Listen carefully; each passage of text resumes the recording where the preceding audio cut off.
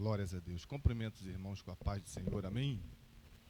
Queira tomar o teu assento em nome de Jesus, você que está em pé. Evangelho de Jesus Cristo, segundo escreveu Lucas, capítulo de número 5. Evangelho de Jesus Cristo, segundo escreveu Lucas, capítulo 5. Deus seja louvado por essa noite tão abençoada.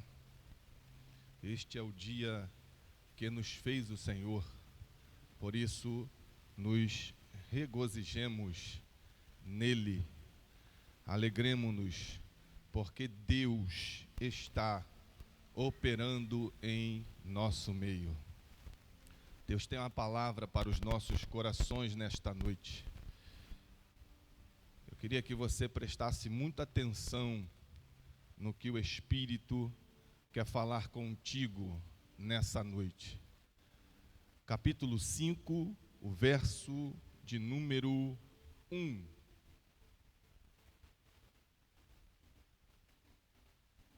Estando Jesus à beira do lago de Genezaré, grandes multidões se apertavam em volta dele para ouvir a palavra de Deus.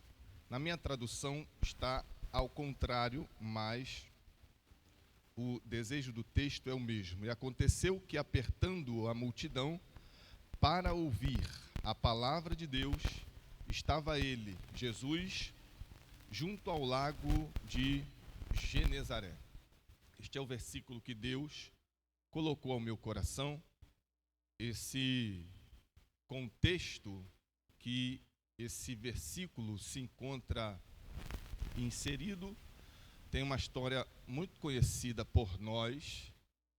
A epígrafe do texto narra essa história com muita contundência, que é a pesca maravilhosa. Quem nunca ouviu falar sobre esse texto, o Espírito tem me conduzido a esse verso de número 1, e é interessante dizer que aconteceu um milagre maravilhoso dentro desse texto, dentro desse episódio em que Jesus é a pessoa principal. O texto nos diz que Pedro havia pescado a noite inteira e não havia apanhado nada, é bem verdade. Diz a Bíblia que a multidão está apertando a Cristo para ouvir a palavra de Deus, e ao apertar ao Senhor, Jesus escolhe o barco de Pedro para se afastar um pouco da multidão que o apertava. E esse apertar, com certeza, trazia um desconforto físico para que o Senhor pudesse ensinar, pregar, exortar, corrigir ou redarguir a multidão.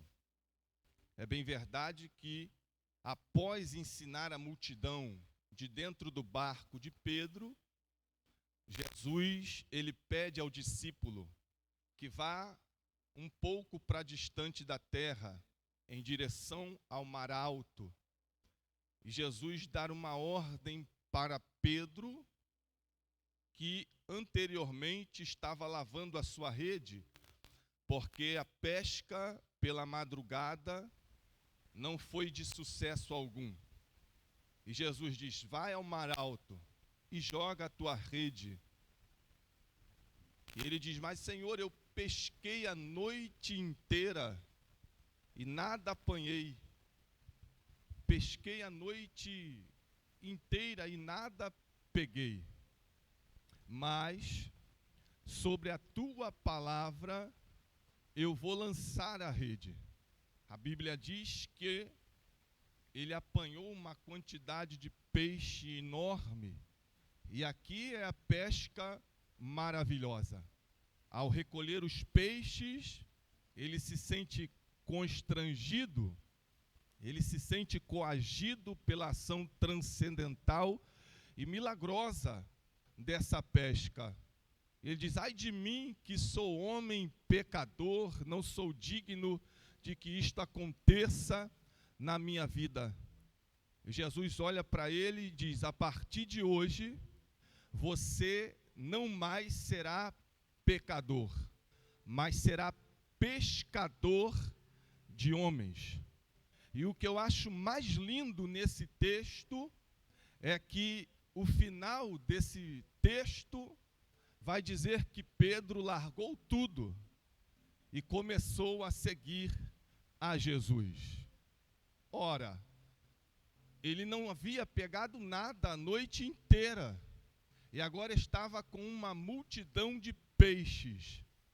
Mas após o constrangimento e a confissão de que era pecador indigno de estar na presença de Cristo, ele abre mão do milagre para começar uma vida de caminhada com Cristo. O que me chama a atenção é que, particularmente, eu vejo muitas pessoas largando a Cristo para seguir ao milagre. Mas Pedro está te ensinando nesta noite que melhor do que ter a presença do milagre é ter a companhia do dono do milagre na sua vida. Ele não abriu mão da companhia de Cristo e começou a seguir a Cristo. Este Cristo que havia surgido no cenário de Israel, num período pós João Batista vir, preparando o caminho segundo a profecia bíblica de Isaías. João e Jesus iniciam uma tarefa de anunciar o reino de Deus, o reino dos céus, a propagação do evangelho a toda a nação de Israel. O que me chama a atenção é um período anterior a isso, porque Cristo e João iniciam um período pós-interbíblico, que é a transição do Antigo Testamento para o Novo Testamento. Nessa transição, um dia, levantou-se Deus, o profeta, no deserto, pregando arrependimento. Esse período de transição, ele é interessante porque, segundo a Bíblia, Deus se calou por 400 anos, que é o tempo desse período de transição. Deus não falava mais com o seu povo. A voz de Deus não era mais ouvida por nenhum tipo de manifestação. Quer seja pela boca do profeta, quer seja pela boca do sacerdote, quer seja pelo Urim, pelo Tumim, quer seja pela boca de um juiz, a verdade é que a voz de Deus estava escassa. E o que foi que aconteceu nesse período interbíblico, historicamente falando? Já que a Bíblia traz para nós esse período interbíblico em folhas em branco. Algumas Bíblias colocam uma, há um tempo atrás eram 2, 3 folhas em branco para revelar o silêncio de Deus à humanidade. Logo, se eu tenho uma página em branco, eu não tenho como discorrer nada, porque ela não me revela nada.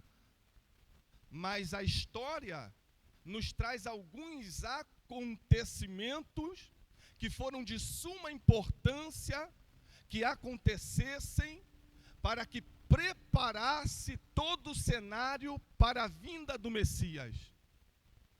Por exemplo, o surgimento de um homem audacioso, jovem, corajoso, impetuoso, com muita coragem, chamado Alexandre o Grande.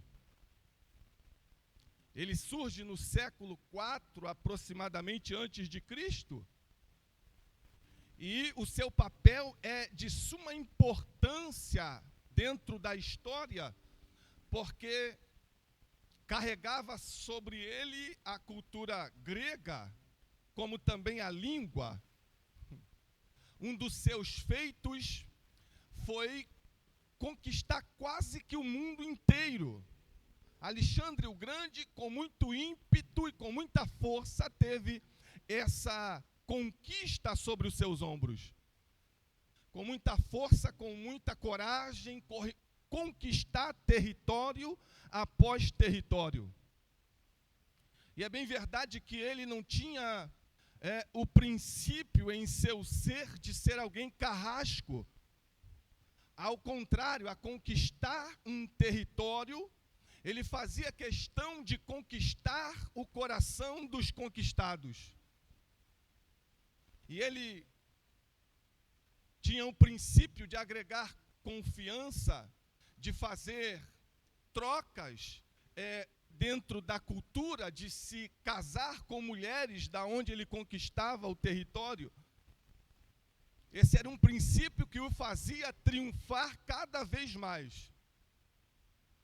Mas o papel mais principal de Alexandre o Grande foi tentar implementar no mundo inteiro uma só cultura, uma só língua. E isso se deu o episódio que na história nós conhecemos como helenismo. E o helenismo foi tão importante que ele trouxe para a Palestina e para o seu território a importância do grego, que estava para aquela época como o inglês está para nós nos dias de hoje. Esse acontecimento foi tão importante que antes de Jesus surgir, ou João, o Antigo Testamento já havia sido traduzido do hebraico para o grego, facilitando assim a comunicação da mensagem que Deus queria revelar ao povo. Essas foram algumas conquistas de Alexandre o Grande. Após Alexandre o Grande, surge o Império Romano. O Império Romano foi de suma importância para a história, num período antes da vinda de Cristo e também da vinda de João Batista. Esse Império Romano tinha 3 pilares exclusivos que não abria mão. O primeiro era a unidade política. O segundo era a infraestrutura e o terceiro era a tecnologia. O Império Romano tinha uma cultura de organização muito ferrenha e seguia à risca essa organização. Esse império era tão eficaz que, de um modo tão prático, eles conseguiam colocar em prática aquilo que eles desejavam. E isso aqui me causou uma inveja, porque eles eram muito práticos naquilo que eles desejavam. Por exemplo, eles tinham um objetivo de tornar a transição de ir e vir mais fácil, mais rápida, mais veloz. Então, se começou a pavimentação das ruas, o que para Roma foi muito simples, muito prático e muito rápido. A praticidade do Império Romano me chama a atenção e me causa inveja, porque para nós colocar em prática aquilo que nós desejamos, às vezes passamos sufoco, às vezes não conseguimos, às vezes é bem verdade que só fica na nossa mente. Eu quero fazer isso, eu desejo fazer aquilo, eu anseio colocar esse plano em prática, mas nada sai da mente, nada sai do papel. Já percebeu que na igreja, para acontecer alguma coisa, as coisas não são tão práticas. Nós costumamos a complicar aquilo que é simples e não conseguimos ser tão práticos na execução, por exemplo, de um culto. Que a praticidade faça parte do teu coração. E que você seja humilde para entender a praticidade que está no coração do outro. Porque às vezes o outro tem uma ideia melhor do que a minha e muito mais prática. Mas eu quero ir por um caminho de dar voltas, rodear, estressar, complicar, dificultar. Roma era muito prático. Vamos fazer? Vamos. Tem que fazer o quê? É isso. Então é isso. Pá. Uma coisa que eles conseguiram com muito êxito foi a logística na sua navegação. Sobre o Mediterrâneo, as embarcações flutuavam, iam e vinham, trazendo e fazendo com que a economia de Roma bombasse. Porque, além de primar pela velocidade, rapidez e agilidade, eles zelavam sem igual pela segurança. Então, não havia nenhum outro império que pudesse parar a agitação de Roma. Outra coisa que acontece nesse período interbíblico é que, com o avanço do helenismo, da língua grega,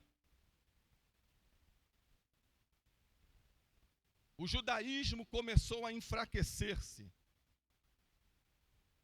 e a fracionar, a se dividir.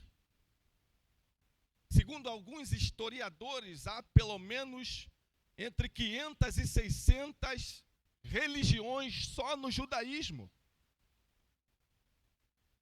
E com o crescimento e propagação da língua grega, isso foi facilitando a fracionalização do judaísmo. Tanto que, biblicamente, você encontra diversas seitas e diversas religiões no tempo de Jesus. Tal como é muito fácil você ouvir sobre os fariseus. Jesus foi muito contundente contra eles no capítulo 23 de Mateus. Você também consegue enxergar os judaizantes.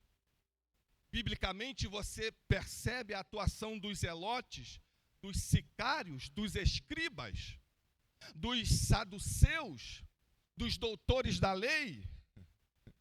Jesus usava uma expressão turbas para se coligar a essas religiões ou expressar-se sobre essas religiões.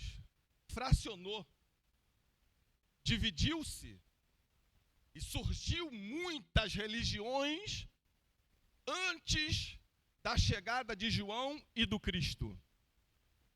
Quando João chega, perceba que ele está onde? Lá no deserto, pregando o quê? A palavra de Deus. João não tinha um copo d'água fresco, um microfone como esse, ou um som abençoado como esse. João estava no deserto, mas o que ele estava pregando? A palavra de Deus. E o que a Bíblia nos diz? Que as multidões iam em direção a João para ouvir a palavra de Deus. Isso mostra, Kaique, o quanto a nação de Israel, Gabriel, estava carente de ouvir a palavra de Deus.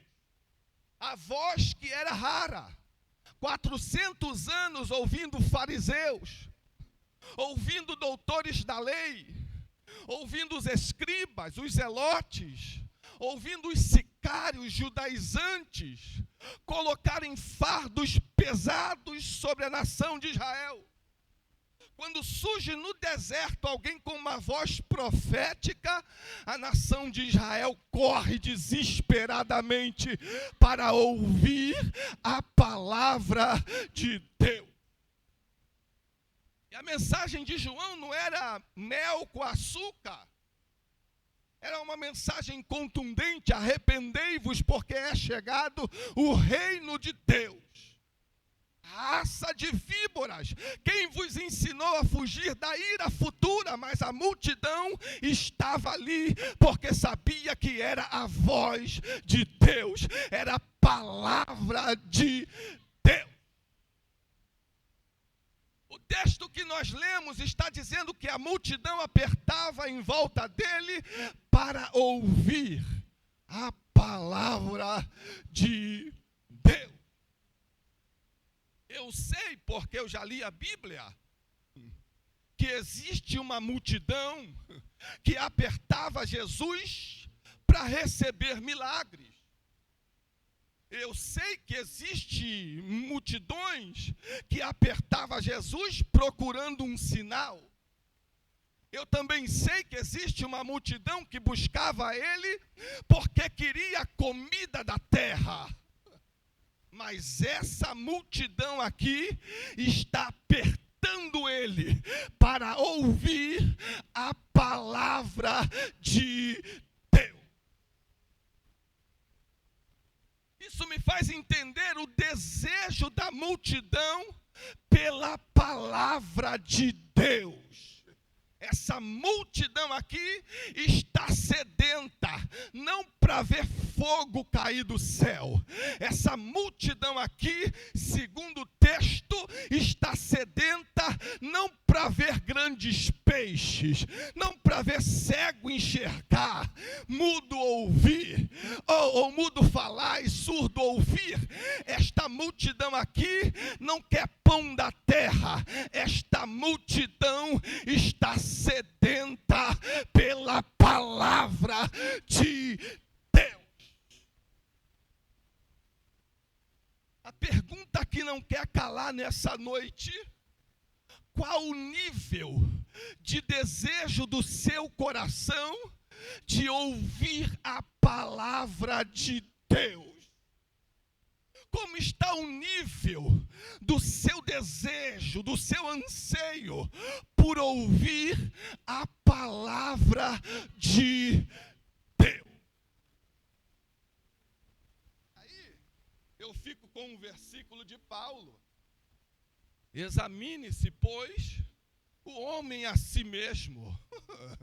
Só você pode dizer qual é o seu nível de interesse para ouvir a palavra de Deus. O que eu quero te dizer nesta noite é que a palavra de Deus é a própria voz de Deus.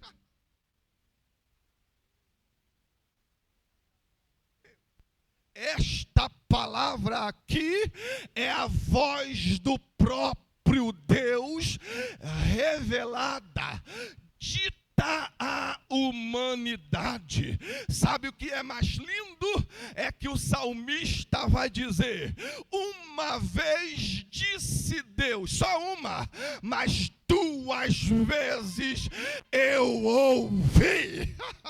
Oh, glórias! A Bíblia diz que só podemos ter fé se ouvimos a palavra de Deus. Se o seu desejo nesta noite está em ouvir algum cantor famoso, se o teu desejo nesta noite está por ouvir a voz bonitinha de algum conhecido teu, eu te convido a ser leal à voz de Deus. Seja leal à voz de Deus. Esta multidão aqui me ensina a lealdade à palavra de Deus. Nós não queremos ouvir o que nós queremos ouvir a palavra de Deus. Nós estamos aqui não para ouvir o que vai fazer cócegas na nossa alma. Nós queremos ouvir a palavra de Deus. Nós não estamos aqui para ser bajulados, nós não estamos aqui para serem mimados, estamos aqui para ouvir a palavra de Deus.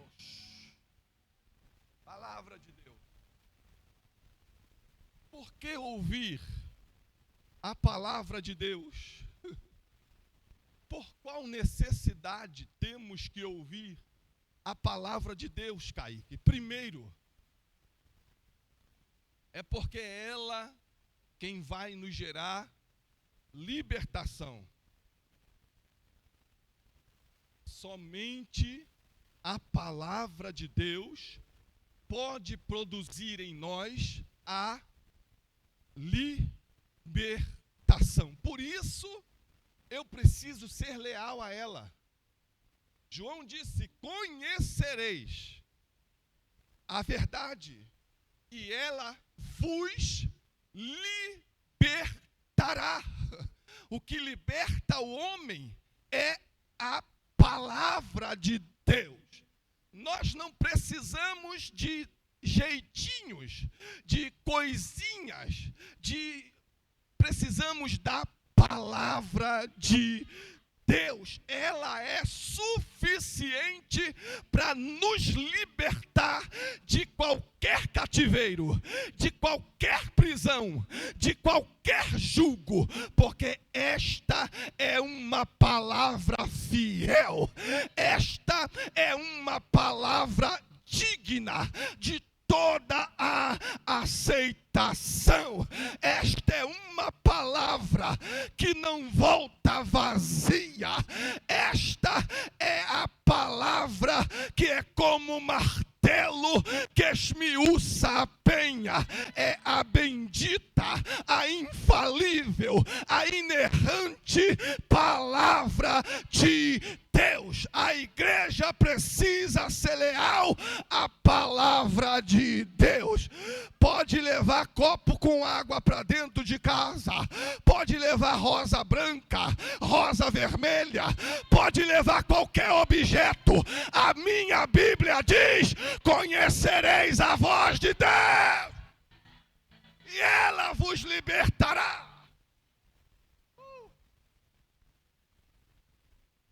Segundo, porque a palavra de Deus é que me traz santificação. João 17:17. Põe aí, Alicia, por favor. Santificai-vos na verdade, ou consagra-os na verdade, que é a tua palavra, ou santifica-os na verdade. A tua palavra é a verdade. Então quer dizer que a palavra me traz santificação? Sim. A primeira santificação no crente é a imposta ao aceitar a Cristo. Imposicionalmente acontece a santificação, mas há a santificação progressiva, que quanto mais você se relaciona com Deus, com a sua palavra, mais você se torna separado, que é o sentido da palavra santo, separado das coisas da terra, separado do sistema mundano. Isso te traz santificação. A palavra de Deus nos traz santificação. Sabe qual é mais lindo? É que sem santificação, ou sem santidade, ninguém verá a Deus. Agora, olha como a Bíblia é linda. A Bíblia diz que Deus, Pai, habita numa luz inacessível. Ninguém vai ver a Deus. Ninguém. O texto está dizendo que sem santificação ninguém vai ver, mas ninguém vai ver mesmo. Porque Deus habita numa luz inacessível. Então, o desejo do texto é de nos trazer outra interpretação. Quando eu não tenho santificação, eu não enxergo Deus em nada. Quando eu não tenho santificação, eu não enxergo Deus nos dedos do Kaique dedilhando o teclado. Quando eu não tenho santificação, eu não consigo enxergar Deus no ministério de louvor, cantando, adorando, se entregando com todo entusiasmo, empolgação e espiritualidade. Porque quem não tem santificação não enxerga Deus em lugar nenhum. Nem no pastor, nem no pregador, nem no cantor, nem na igreja, nem em lugar nenhum, nem nele mesmo ele consegue enxergar Deus. Por isso que a gente precisa da palavra, da lealdade à palavra, é porque ela nos traz santificação. Quando ela me santifica, eu consigo enxergar Deus no menor da casa.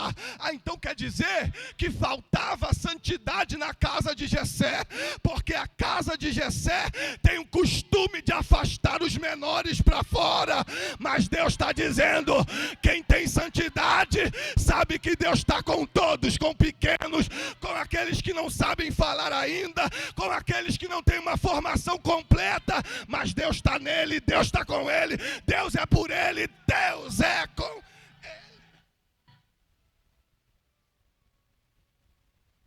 Santificação é de suma importância. Ontem eu enxerguei Deus aqui de várias formas. Quando eu cheguei aqui, eu enxerguei Deus na vida do Giovanni, cortando a janta, rápido e ligeiro. Mateus não chegou, agora vai dar ruim, só ele que sabe cantar, não foi, Gabriel? Quando a gente começou a falar que íamos orar, Mateus chegou. Tem que ser assim, tem que enxergarmos Deus. Eu falei, Giovanni, não se preocupa não, vai dar tudo certo. Ah, mas o pastor não vai vir. Ah, graças a Deus, já tranquilizamos ele, pode ir porque Deus está no nosso meio. Ah, mas o presbítero Marco também não vai vir, Deus está lá com ele, mas está aqui com a gente também, porque quem tem a santidade de Deus produzida pela palavra, consegue ter uma visão transcendental de que Deus está no controle de todas as coisas. E está. Terceiro, por que a lealdade à palavra? Porque ela me faz continuar. É a palavra que nos faz continuar. Jesus disse que aquele que ouve a palavra e não pratica, assemelhá-lo-ei ao homem imprudente que edificou a sua casa na areia. Aí veio o rio e derrubou a casa. Mas aquele que ouve a palavra, o que ouve, tem a probabilidade de praticar ou não. Aí a escolha é nossa. Eu ouvi, não pratiquei, minha casa está na areia. Mas eu ouvi, pratiquei, minha casa está na rocha. Então, olha como a palavra me faz continuar. Porque eu estou sobre a rocha. A chuva veio, o rio correu, o vento soprou. Mas espera aí, a chuva cai para sempre?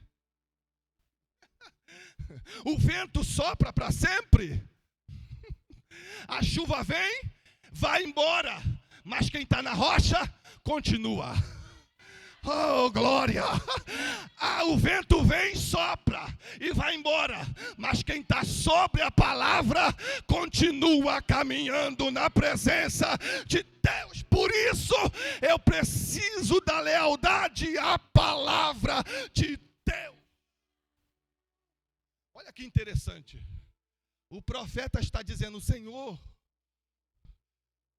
o Senhor me enganou, o Senhor me ludibriou, me iludiu, iludido eu fiquei, porque eu estou profetizando a Israel e eles estão zombando da minha cara. Eu estou profetizando e nenhuma das minhas profecias tem se cumprido. O Senhor quer saber o que eu vou fazer? Eu vou parar. Eu não vou falar mais no teu nome, porque eu sou uma questão de zombaria, aqueles que têm ouvido a minha profecia. E o mesmo profeta responde para ele, quando isso subiu ao meu coração, o meu coração ardeu como um fogo e se encerrou nos meus ossos. Enquanto eu falava que não podia mais, Deus está dizendo, você não vai parar, porque a minha palavra está no seu osso. Vai continuar a pregar, vai continuar a profetizar, porque quem tem a palavra está impossibilitado de morrer no meio do caminho, de parar no meio do caminho. Vai para frente, vai para cima, vai, porque tu tens a palavra poderosa de Deus.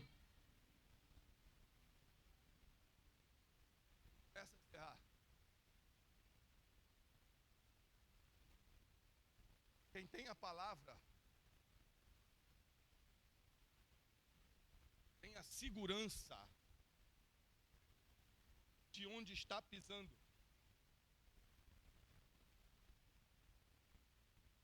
A cada passo que você dá, você sabe aonde está pisando.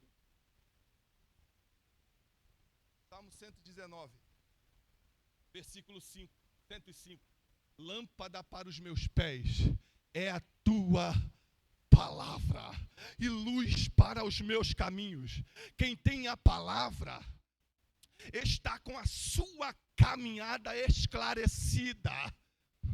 Não tem como ele cair nas armadilhas que o adversário preparou para ele, porque a palavra me revela, me mostra, me diz aonde eu estou pisando. Cada passo é um holofote da palavra. Pode pisar, não tem cova, não tem buraco, não tem armadilha. Eu tirei, é a palavra de Deus que vai na nossa frente, iluminando os nossos caminhos. E por último, para me encerrar, a palavra de Deus garante o teu esforço. É por isso que nós precisamos ser leais à palavra de Deus. Porque a palavra de Deus, na boca do profeta, era essa para o rei: mata tudo, não pega nada. O rei foi lá, matou, guerreou, fez esforço, pegou os animais, fez mais esforço ainda, sacrificou, preparou o holocausto, o altar, tacou fogo, fez um monte de esforço. Mas quando o profeta chegou, Deus não mandou você matar tudo? Por que você está se sacrificando aquilo que não era para sacrificar? Tem Deus mais prazer em obediência ou no sacrifício? Por isso que nós precisamos ser leais à palavra de Deus, às ordens de Deus sobre as nossas vidas. Olha o que é lindo, eu encerro agora. Pedro se esforçou a noite toda, não foi? Pegou o quê? Pegou nada. Nem pode. Agora Jesus disse a ele: lança a rede lá. Ele falou assim: eu trabalhei a noite toda, mas sobre a tua palavra eu lançarei a rede. Por que ele lançou a rede? Porque Deus deu uma ordem. Então quer dizer que nós só podemos se mover segundo a ordem de Deus. É porque que às vezes a gente volta com a rede vazia? É porque Deus não mandou lançar a rede lá. É porque que às vezes a gente volta frustrado da batalha? É porque Deus não mandou guerrear lá. É porque que às vezes a gente volta chorando de uma luta? É porque Deus não mandou a gente lutar. Mas se tu obedeceres a palavra de Deus, ela vai garantir teu esforço, ela vai garantir teu empenho, ela vai garantir teu jejum, tua oração, tua dedicação, tua consagração, tua separação. É tudo sobre a palavra de Deus, tudo sobre ela.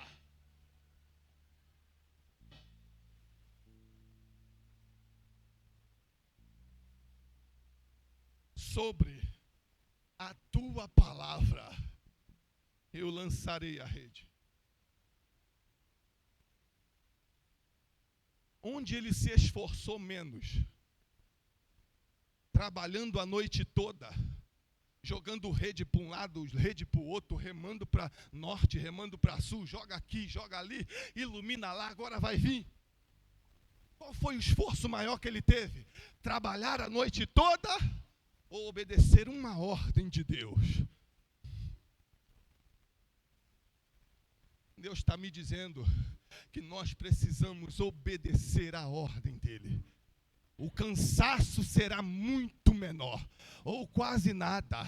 O trabalho será quase nenhum, ou quase nada, quando obedecermos às ordens da palavra de Deus. Você pode aplaudir a Ele nessa noite bem forte.